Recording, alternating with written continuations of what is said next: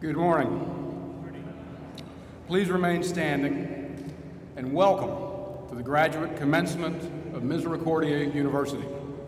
Please remain standing for the invocation, which will be offered by Dr. Martha Hanlon, RSM, a graduate of the class of 1960 and a member of the Board of Trustees.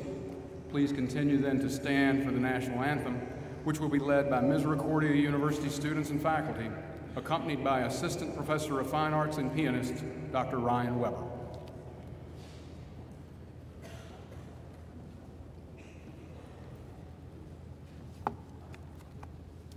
Good morning and welcome and congratulations. Let us take a moment and place ourselves in God's presence. Creator God, as we begin our ceremony today, we thank you for the gift of your presence with us. We thank you for our Misericordia University education, her faculty and staff who encouraged and mentored us along the way. We are particularly grateful to our parents, spouses, children, families, and friends who walked with us during these past 4, 5, 6, or more years. We continue to ask you to gift us with insight, direction, gratitude, and courage, and those unwrapped gifts that will show us the paths that we might follow. In the spirit of mercy and compassion, we ask for the courage to be sensitive to the temporal welfare of the poor, sick, and ignorant. And like Catherine McCauley, the foundress of the Sisters of Mercy, connect the rich with the poor, the healthy to the sick, the educated and skilled to the uninstructed, the influential to those of no consequence, all to do the work of God on earth. Guide us to follow the example of Catherine and the advice of Rainier Maria Rilke, who tells us, and I quote, "The point is to live everything. Live the question now. Be patient toward all that is unsolved in your heart. Try to love the questions themselves, like locked rooms and like books written in a very foreign tongue. Do not seek the answers which cannot be given you, because you would not be able to live them. Perhaps you will then gradually, without noticing it, live along some distant day into the answer." God bless you. Amen.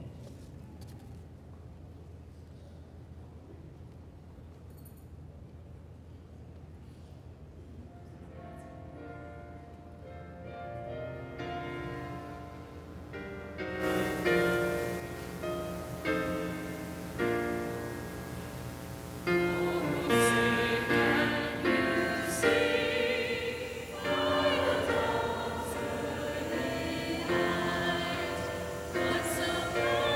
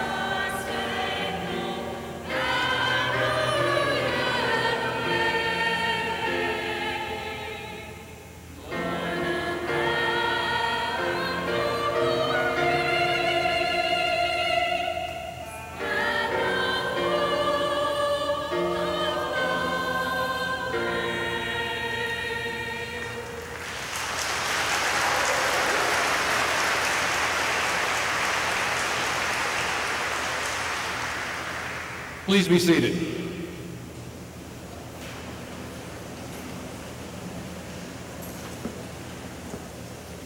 It is my pleasure to introduce Dr. Thomas Boatsman, President of Misericordia University.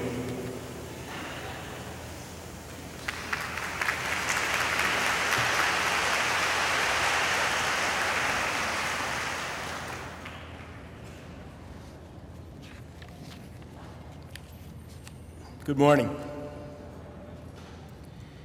We're about to begin the commencement exercises. Before we do, I have a few brief announcements.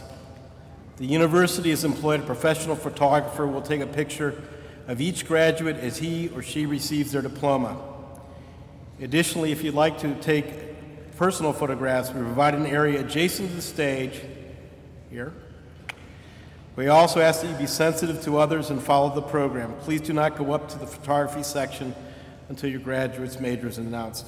Students receiving both undergraduate and graduate degrees will be coming forward to receive their diplomas only for the highest degree earned.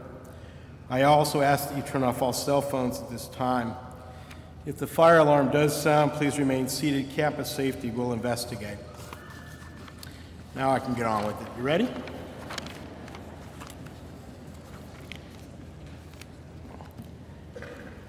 Welcome to the family and friends, our campus community, as we celebrate the graduation of the class of 2015. Graduates, please take a moment to remember and enjoy the support, love, and counsel you've received from family, friends, faculty, classmates, and the entire campus community during your years at Misericordia University. Your class has consistently displayed the charisms of mercy, service, justice, and hospitality. We're very, very proud of each and every one of you. It's my pleasure to introduce Dr. Scott Blanchard, who will deliver the address at today's inaugural graduate commencement ceremony. Dr. Blanchard is a professor of English at Misericordia University with 24 years of service to our academic community and its students. He holds a Bachelor's of Arts degree from Middlebury College and a Ph.D. in English from Columbia University. He has been published widely, has made numerous presentations in the fields of Italian humanism and European literature. A particular note is Dr. Blanchard's work with Jeroen de Keyser, Ph.D., a research fellow from the Catholic University of Leuven in Belgium, to publish an English translation and Latin edition of On Exile by Italian humanist Francesco Filelfo as part of the E. Tatti Renaissance Library series from Harvard University Press. The original text dates to the 15th century and captures the feelings of aristocrats forced out of Florence in 1434 at the rise of Cosimo de' Medici. On Exile is the first complete edition of the Latin text and the first complete translation in any modern language.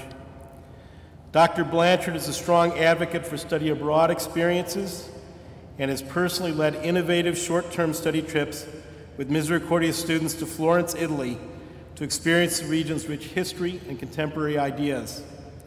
Dr. Blanchard will lead 11 students to a summer study abroad program in Florence beginning next week. As the past director of the University Honors Program, Dr. Blanchard mentored hundreds of students over several years. His passion for woodworking inspired students in the Honors Program to build toy chests and nightstands for the Catherine McAuley Centers, a program of the Sisters of Mercy benefiting women and children in need. Noted by his peers for his scholarly work, Dr. Blanchard earned Misericordia University's Louis and Barbara Alesi Excellence in Scholarship Award in 2002 and 2014 in recognition of his outstanding contributions to the advancement of scholarship in the arts and sciences, and particularly English. By virtue of his selection for the Alesi Award last year, he, among all his distinguished faculty colleagues, earned the privilege to speak today at this historic ceremony. Therefore, I am honored to introduce you to Dr. Scott Blanchard, Professor of English. Dr. Blanchard.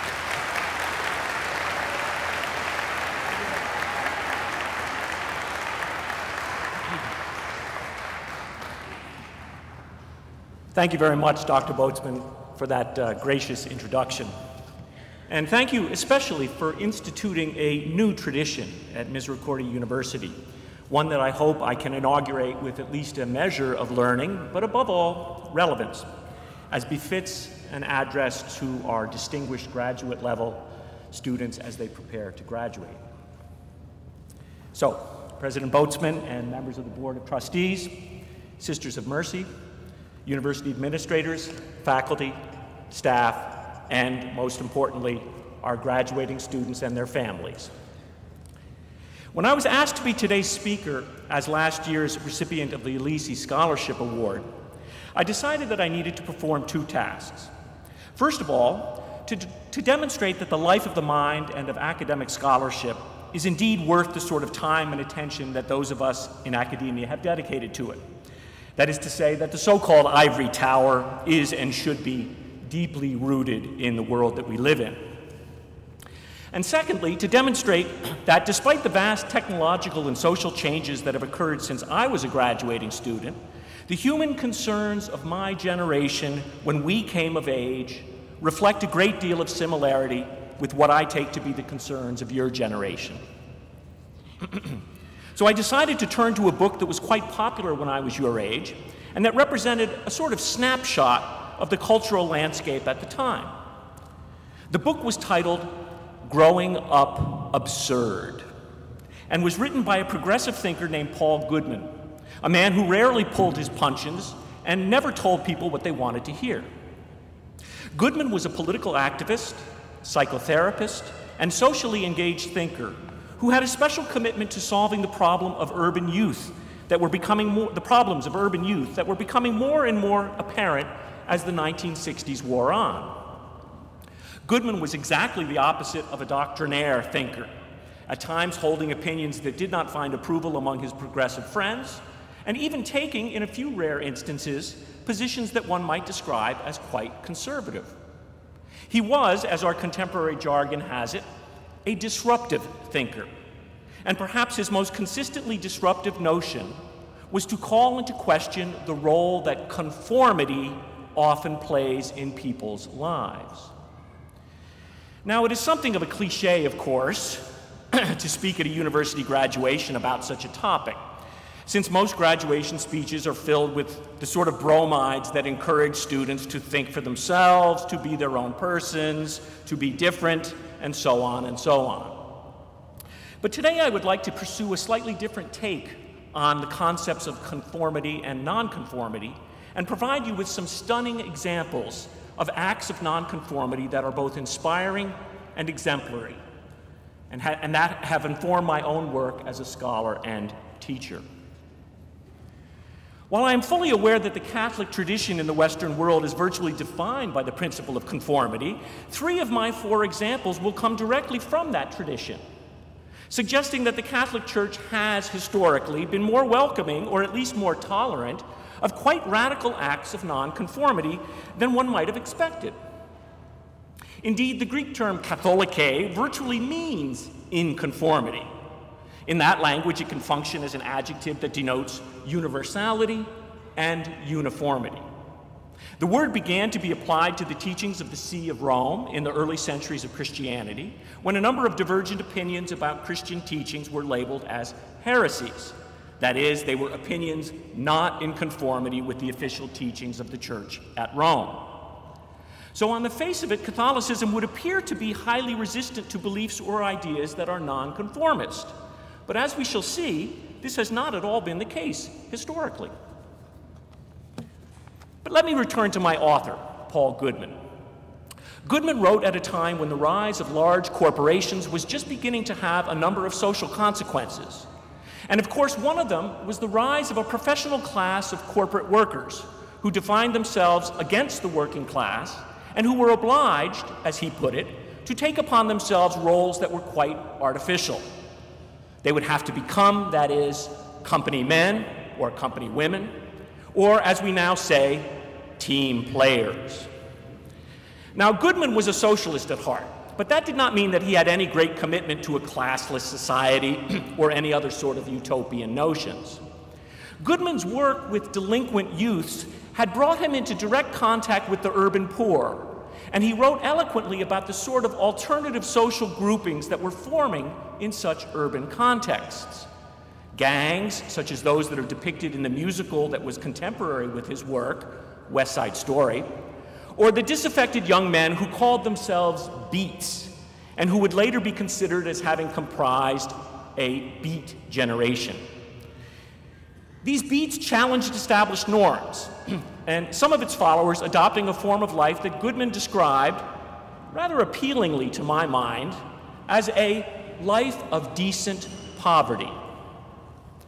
Goodman saw that there was a radical disconnect, a fundamental absurdity, in a society in which the spiritual and intellectual development of the youth of his day had very little bearing on the work that they would be asked to perform and the conformity that would be required of them in their workplaces and in their culture at large.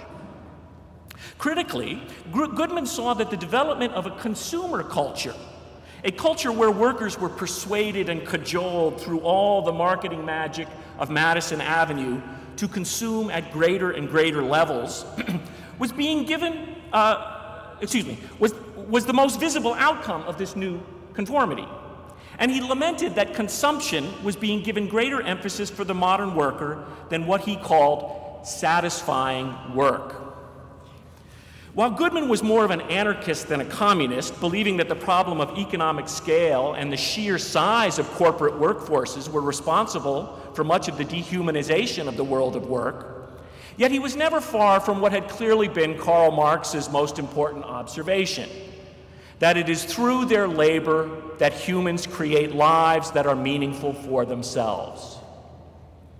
As the soon-to-be occupational therapists in the audience will know best, the category of labor dominates the mental world of their patients, many of whom have lost the capacity to work and whose lives have become shattered because of that loss. Work, meaningful work, was at the center of Goodman's diagnosis of his absurd society. And while his analysis of American life was published more than 50 years ago, it rings even truer for us today. If conformity to a specific form of life, that of the consuming individual who behaves in all of the ways that are expected of him or her by the employers, is still the norm in American life, where can one turn then for models of behavior that are more disruptive, or for a form of life that is more nonconformist? I would like to provide you with 4 examples, one drawn from the literature of the ancient world and the other 3 from the Catholic Christian tradition.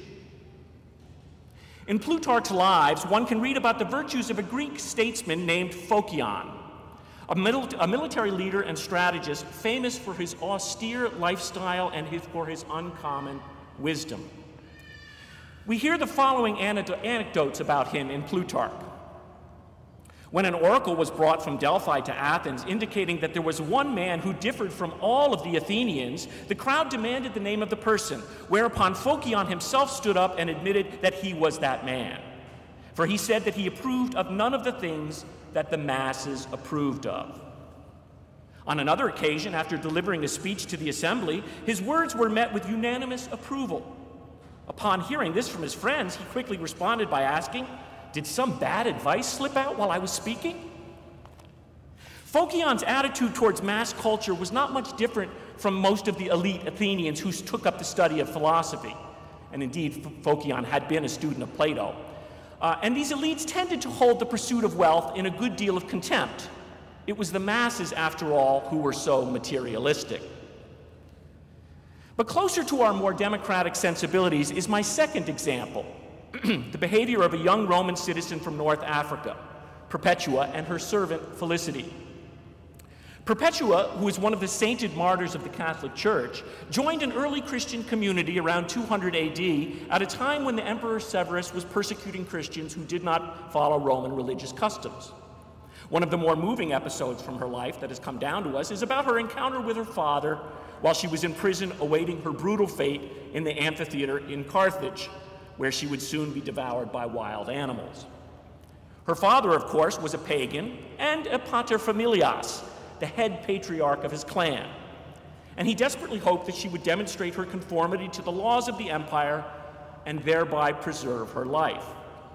Perpetua, as well as her servant Felicity, steadfastly refused to leave her new Christian community, saying to her father, "It will all happen in the prisoner's dock as God wills, for you may be sure that we are not left to ourselves, but are all in his power." What is especially impressive about Perpetua's repudiation of her own family and her father in particular is her courage in facing her father's arguments, which are all based on the centrality of the powerfully patriarchal family structure that was the norm in Roman civilization. Perpetua's defiance, in fact, is reminiscent of the sort of behavior that we can see in my third example, which is that of Jesus himself. The episodes from the Gospels that I wish to pay attention to here are not the ones most commonly discussed in modern religious homilies, precisely because they demonstrate the degree to which some of Jesus' teachings violated not just the customs of the Jewish people among whom he lived, but even common sense itself. When Jesus was asked by a disciple whether he could delay following his new master in order to bury his father, Jesus replied rather abruptly, "Let the dead bury the dead." And in preaching to his disciples about the degree of commitment necessary for those who would remain attached to his movement, Jesus warned of the possibility of his teachings becoming divisive, saying, "For I have come to set a man against his father, and a daughter against her mother, and a daughter-in-law against her mother-in-law, and a person's enemies will be those of his own household. Whoever loves father or mother more than me is not worthy of me, and whoever loves son or daughter more than me is not worthy of me." There are few passages in the Gospels that speak in such strong terms of the nonconformity that Jesus demanded of his followers. I think that most middle-class churchgoers would be surprised to hear that Jesus was not all that interested in family values when he spoke about the requisites of membership in his new movement. But then again, not too many Christians have ever taken seriously his uncompromising command to sell all that you have and give it to the poor. Nonconformity, if nothing else, is not for the sentimental or the faint of heart. But my final example of nonconformity is my favorite and comes from the life of Saint Romualdo, a rather obscure Italian saint who lived in the 11th century and who founded the only slightly less obscure order of hermits known as the Camaldoli, whose monastery is still active today in the foothills of the Apennine Mountains in Tuscany. His life, of which there are versions by two different authors, contains the following observation, and I quote, "The personality of Romualdo, a truly contemplative monk in the service of God, had this notable characteristic. Whatever thing any man would ask him to do, he would at all costs try to do the exact opposite." I think some of the parents out there can probably appreciate that little anecdote. Only when he had succeeded in making himself insulted, derided, or dishonored by people could he think of himself as worthy of esteem and capable of preserving his own virtue, provided that he did not violate his own conscience. Romualdo, as we can see, did not care much for his reputation in the eyes of the world, but rather encouraged and provoked the scorn of those who, we can assume, were more beholden to a form of life lived in conformity with social norms and with a constant anxiety about pleasing others. So I hope that these examples can serve to remind you that a famous Athenian general, two Christian saints, and Jesus himself appear to have shared the belief that an attachment to conformity may spell the death of your spiritual and intellectual life. Today, such conformity takes the form of holding attitudes that favor economic growth, increased consumption both at home and abroad, an arrogant and egotistical nationalism, and the overwhelming pursuit of profit, which is to say, surpluses. A surplus, the 14th century spiritual Franciscan thinker Ugo de Digne reminds us, is, and I quote, "that which, when taken away, leaves that which is sufficient." Apparently, we are also obliged to accept the side effects of such conformist thinking, which includes all kinds of never-before-heard-of addictions, painfully codependent human relationships, or worse still, worse still, strictly instrumental human relationships, and a world where the word time is now invariably preceded by a modifier. That is to say, time is now quality time, maybe the only commodity that is now scarce, because there is never sufficient time in the day to engage in our most sustaining and meaningful experiences of reflection, reading, or meditation, what the Middle Ages called lectio divina, sacred reading. Our world is at least as absurd as Goodman's was when he wrote Growing Up Absurd in 1960, and twice as distracted. So as you leave us to find your place in the world, I hope that you can take with you some of the knowledge of your professors, or at least their ability to identify absurdity when it is encountered. All of them chose to leave behind the world of getting and spending in order to pursue the life of the mind, a life, let's face it, of poverty with decency. The faculty appreciate that comment, I'm sure. We have given you the tools to question the norms of your society and to challenge the very, very worldly forces of global capitalism that want to make of you an obliging consumer addicted to resources that are becoming ever more scarce. Since I hate verbs that are in the imperative mood, which is how most graduation speeches end, I will allow myself only one formal command to close my speech. Find your place in the world, but make sure that it is a sustainable place where there is room for your spirit to thrive and your intellect to grow. That's the only kind of growth that is truly sustainable. My very best wishes, and those of all of us at Misericordia University, for your futures and for your new identities as workers who gladly move forward to work both in and on the world. Thank you.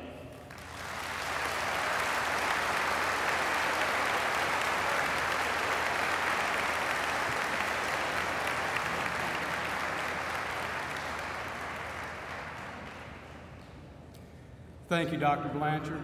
Thank you for your meaningful work and for your example of scholarship.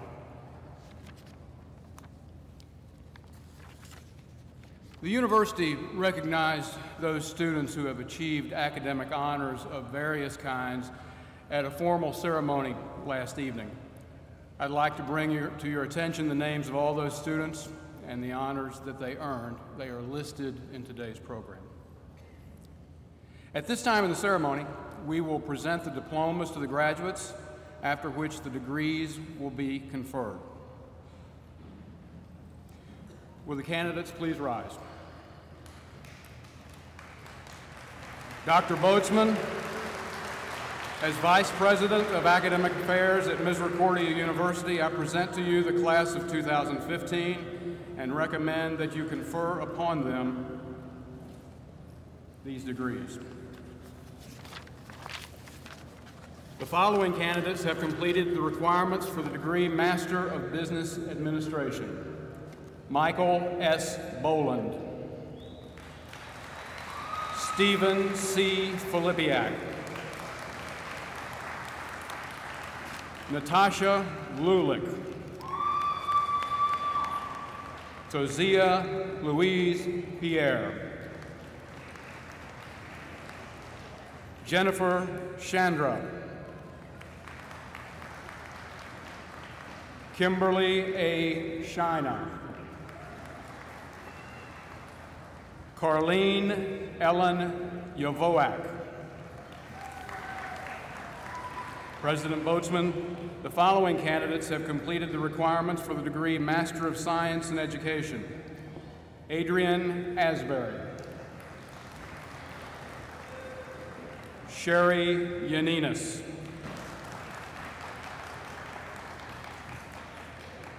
Dr. Boatsman, the following candidates have completed the requirements for the degree Master of Science in Organizational Management. Kristen Andrews, Aaron L. Bacon, Brittany Ann Bennett, David Cawley. Caitlin McKenna Chambers. Nicole Dante. Edward G. Dudick, Jr. Jonna Evans. Candace Elizabeth Human. Ashley L. Kish. Amy Marie Mantush. Louise Menendez. Sharel Nagy. Brent Salzman. Kristen Mitchell Samuels. Holly Ann Swartz. Christopher R. Tuttle. Stephen Wazlewski. Stephen Tuthill Wolf. Dr. Boatsman, the following candidates have completed the requirements for the degree Master of Science in Speech Language Pathology. The majority of these candidates and the candidates for Master of Science in Occupational Therapy will also be receiving a Bachelor of Science in Health Sciences or Psychology, as noted in your program. Any honors recorded apply to the baccalaureate degree. Laura Bennett, summa cum laude. Sarah Frances Castaldi, magna cum laude. Laura Ann Charmatori, summa cum laude. Sarah Elizabeth Collins, magna cum laude. Erica Ann Deckard, summa cum laude. Alicia Desai, magna cum laude. Megan DePalo, summa cum laude. Cassandra Nicole Foy, summa cum laude. Alexandra Lynn Fry, summa cum laude. Gina Nicole Grant, summa cum laude. Elizabeth Marie Gromelski, magna cum laude. Erica Ray Hannon, magna cum laude. Molly Catherine Harleman, magna cum laude. Hillary A.C. Hoover, magna cum laude.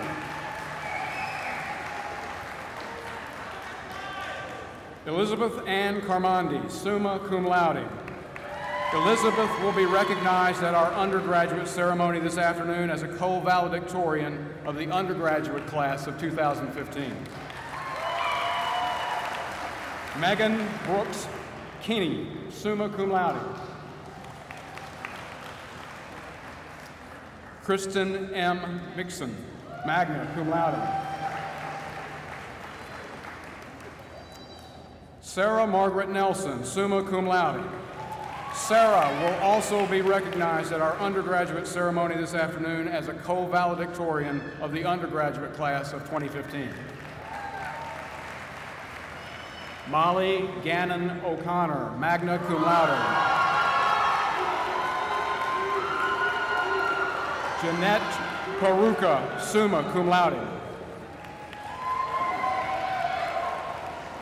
Annalisa Regai, cum laude. Dina Ruth Reiner. Carly Ryden. Emily Laura Santori, summa cum laude. Kara Sepkoski, cum laude. Maura LaRue Skelton.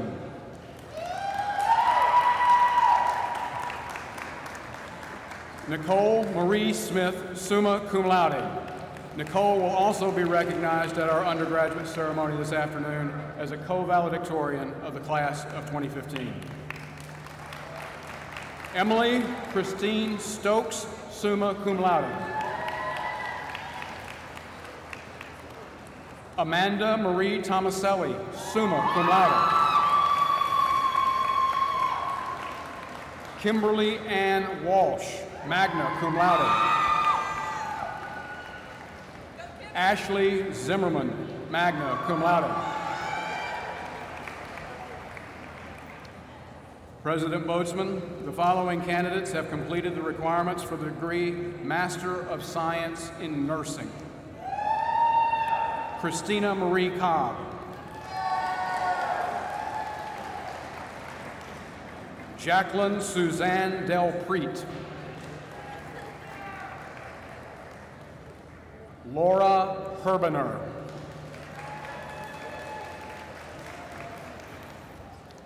Deandra Lynn Buckler. Nicole M. Nardone. Paula Oakes.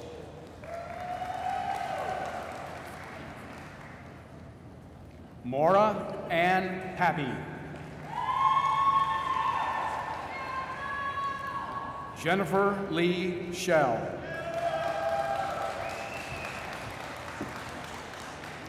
Matthew R. Stella.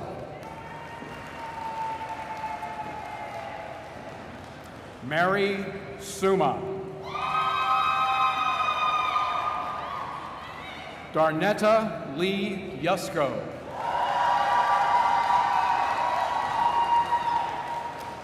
Karen Zukoski. Jennifer Lynn Zimmerman.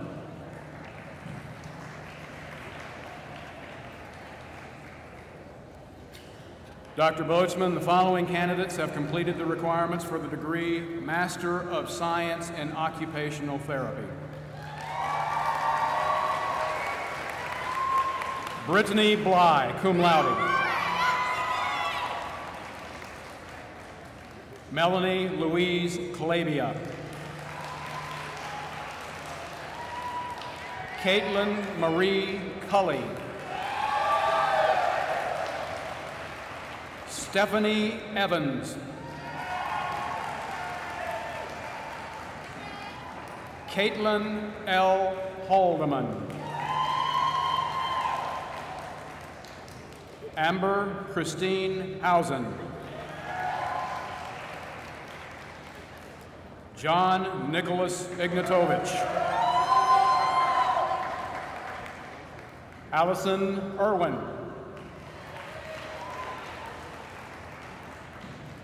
Deborah Lynn Keys, cum laude. Alyssa L. Leonard, magna cum laude. Christina Marie Liuzzi, magna cum laude. Dana Gabriella Martin, magna cum laude. Jenny Elise Martin.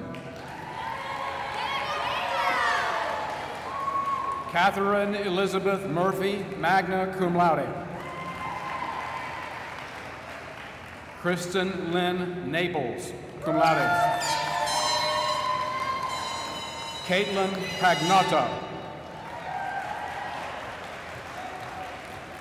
Melanie Kristen Short, cum laude. William A. Sopko, Jr. Christina Lynn Tucci. Ashley Ward. Samantha L. Warden. Nicole Marie White, magna cum laude. Kelsey Whiteman. Adrienne Michelle Whitmoyer. Samantha Zykuski, cum laude.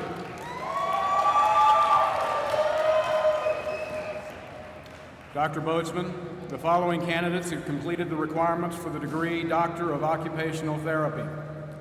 Jacqueline T. Barletta. Lisa Bruno.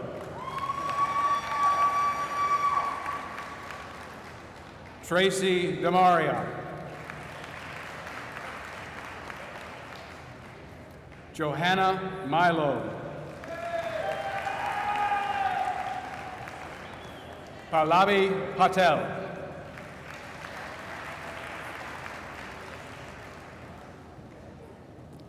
President Boatsman, the following candidate has completed the requirements for the degree Doctor of Physical Therapy.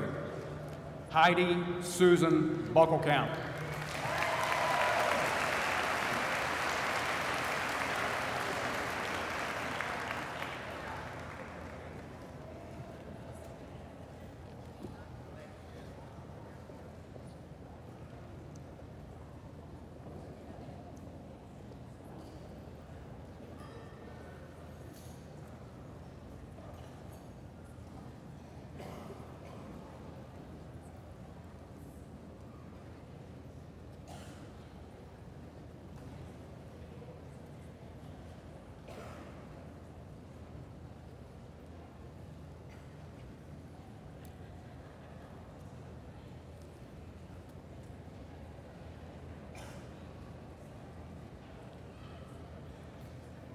Dr. Boatsman, this is the class of 2015. I present you this class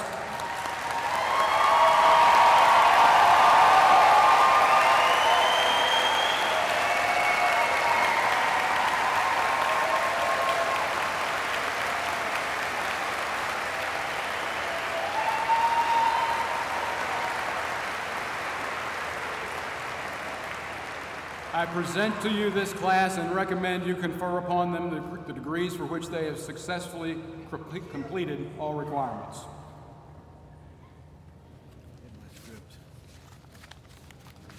You ready?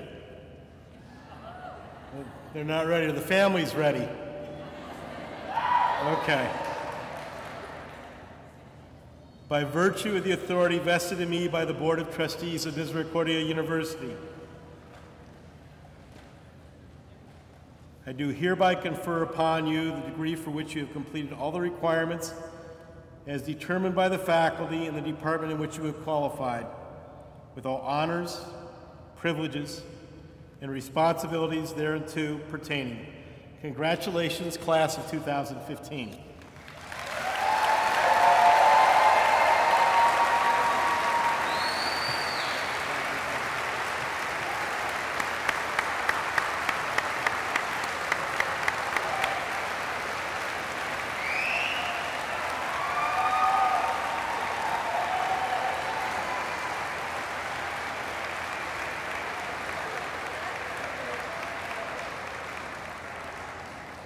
I am watching closely to make sure all of you have an undergraduate degree now.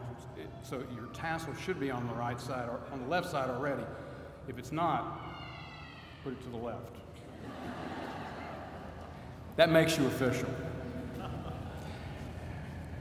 At this time, Ms. Mary Ellen Galati, class of '87 and incoming president of the Misericordia Alumni Association, will award Ms. Andrea Payne the Misericordia University Honorary Alumna Award. Immediately following that presentation, Ms. Galati will preside over the induction of the new graduates into the Misericordia Alumni Association. You may be seated. Thank you.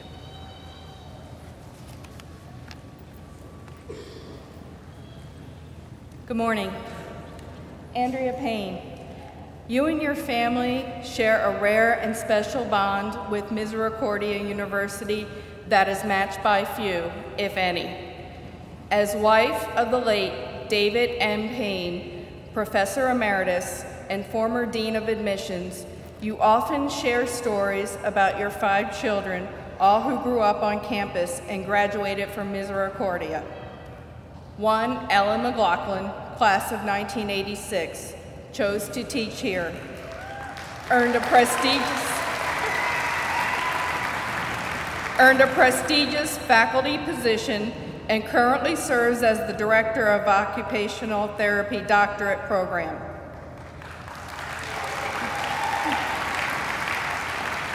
In 2006, your son, David M. Payne Jr., class of 1985, presented the academic convocation address and received an honorary Doctor of Humane Letters degree. Of your 8 grandchildren, 2 of your granddaughters attend or have attended Misericordia, majoring in speech language pathology. Brianna McLaughlin, class of 2012, and Sarah Payne, class of 2018. Your bond with Misericordia began in 1967 when your husband joined the Department of English faculty. As Professor Payne moved through the ranks as chair of the Department of English, chair of the Humanities Division, director of admissions, and dean of admissions and financial aid, the students on campus knew your family well, and the Payne household became the place where students felt welcome, sought advice, and even babysat the children. A stalwart supporter of the Mercy community, you and your husband worked closely with Monsignor John Bendick, then campus chaplain, to establish pre-Cana classes for the Diocese of Scranton, which were held on campus for several years. You also participated in the plans for the reorganization of the Mercy Associates program and became one of its first members. Working with the Sisters of Mercy, you helped organize the first Mom's Walk at Catherine McCauley House and encouraged support of the Adopt a Family program. In 2012, you were named Woman of the Year by the Sisters of Mercy. In 1982, you and your husband established a scholarship in the names of your parents, Walter and Catherine Janessi. A second scholarship in Professor Payne's memory was established after his death in 2004, recognizing his service to Misericordia and his love for its students. Andrea Payne, many say that Misericordia is like a family to them, providing guidance, support, discipline, hope, and opportunity. For you, Misericordia was your family, and your family was and is Misericordia. In recognition of a lifetime of engagement and service to a grateful campus community, the Misericordia University Alumni Association and its board of directors are honored to bestow our first honorary alumni designation to you on this 16th day of May, 2015. Congratulations.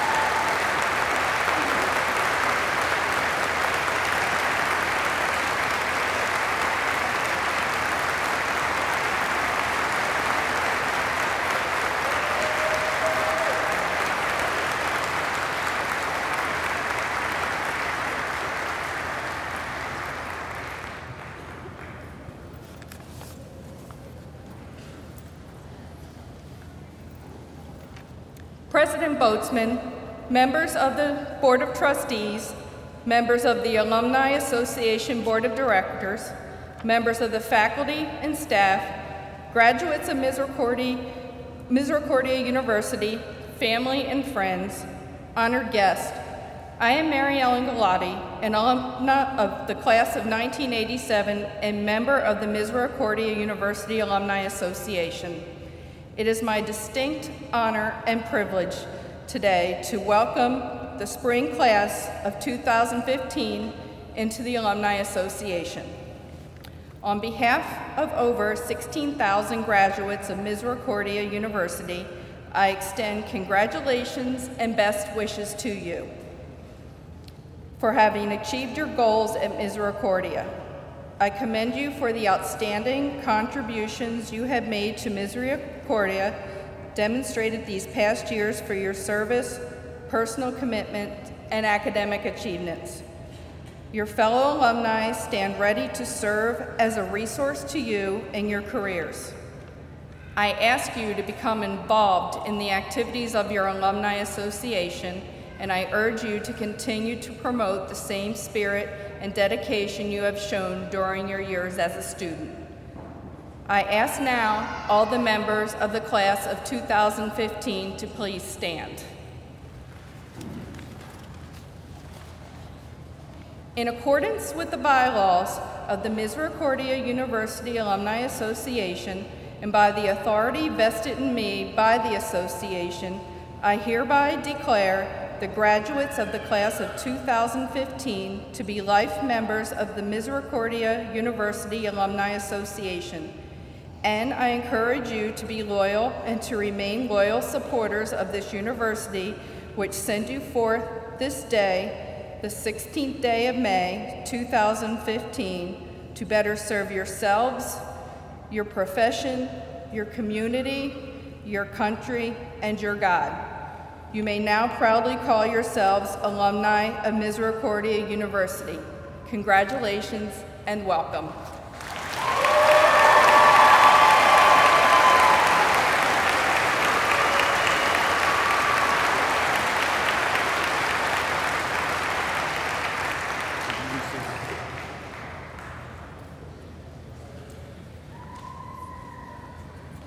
Just a little bit of housekeeping. Before we begin the alma mater, we ask that you remain in your seats until the stage party and the academic procession reaches the back of the auditorium. Graduates and their guests are cordially invited to the reception at Bank Student Center. Please rise for the singing of the alma mater printed on the last page of your program.